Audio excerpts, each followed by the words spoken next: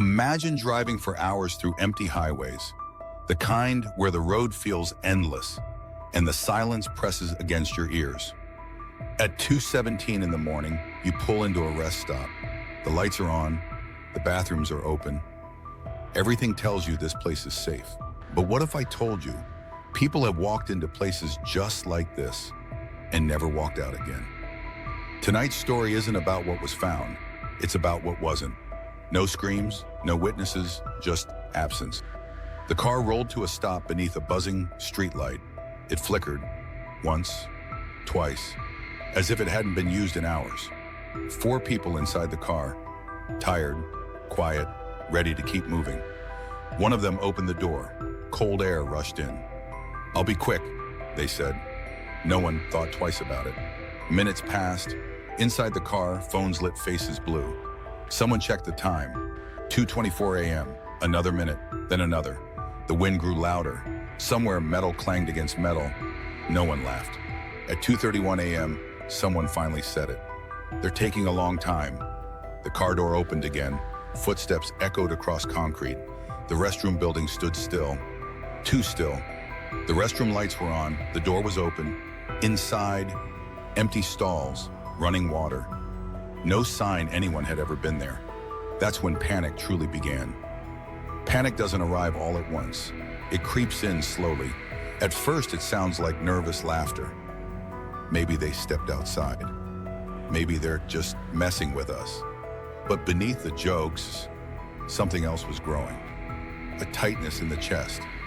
A feeling that something had already gone wrong, even if no one wanted to say it out loud. They checked behind the building first. Flashlights cut through the darkness, bouncing off brick walls and metal dumpsters. "Hey!" someone shouted. The word echoed and died. No answer. They walked the perimeter slowly. Every shadow looked wrong. Every sound felt louder than it should have been. Beyond the edge of the rest stop, trees stood in thick rows, dark, dense, silent. The kind of silence that feels like it's watching you back. No footprints led into the woods. No broken branches, nothing disturbed, which somehow made it worse. Someone finally pulled out their phone. Their hands shook as they explained what had happened. They just disappeared. There was a pause on the other end of the line. Then questions, names, times, descriptions. The word disappeared suddenly sounded unreal, even as it felt terrifyingly accurate. When the first patrol vehicle arrived, the red and blue lights felt blinding. Questions came fast. Where were you parked? When was the last time you saw them? Did anyone else come through the area? Everyone answered the same way. No, nothing, no one. There were cameras at the rest stop, old ones, grainy ones, but they were working. An officer rewound the footage. Everyone leaned in. They watched the person walk into the restroom. The door closed, and then nothing. No exit, no movement, just time passing, and a space where a person should have been. The rest stop was closed within the hour. Traffic was redirected. Yellow tape stretched across entrances that had been opened just minutes earlier. What was once a quiet place for tired travelers had become a sealed-off mystery. Officers walked slowly, deliberately. Every step mattered now. Every detail, no matter how small, could be the one thing that explained everything. The restroom was searched inch by inch. Stalls, sinks, trash bins, ceiling panels. Nothing appeared broken. Nothing appeared disturbed. No personal items left behind. Not even a footprint that didn't belong. It was as if the person had never existed inside that building at all. Each friend was questioned separately. Same questions, same answers. What time did you arrive? Who went inside? Did anyone else approach the car? No contradictions, no confusion. Their stories matched perfectly, which only made the disappearance harder to explain. As the night turned into morning, the search widened. Nearby roads were checked. Cameras miles away were reviewed. Gas stations, traffic cameras. Nothing showed the missing person leaving the area. It was as if they had stepped out of the timeline itself. One investigator noticed something unsettling. This wasn't the first disappearance tied to a rest stop like this. In different states, over different years, Similar reports existed. Same conditions, same timing, same silence. None of them ever solved. The pattern was impossible to ignore.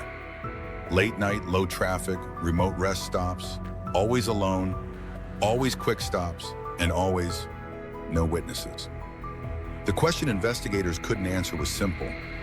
Were these isolated incidents or something much larger hiding in plain sight?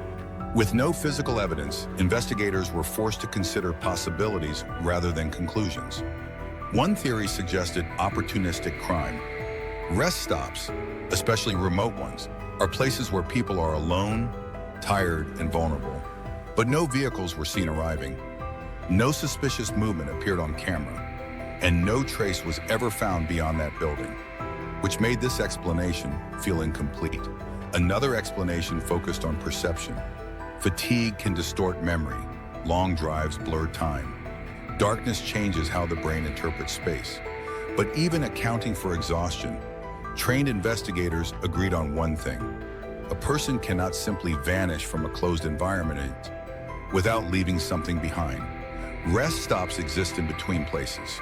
You're not where you came from, and you haven't arrived where you're going. People pass through, but no one stays. And maybe that's what makes them unsettling. They're designed to be temporary. And sometimes, what's temporary leaves no trace at all. The case remains officially unsolved. No arrests, no confirmed explanations.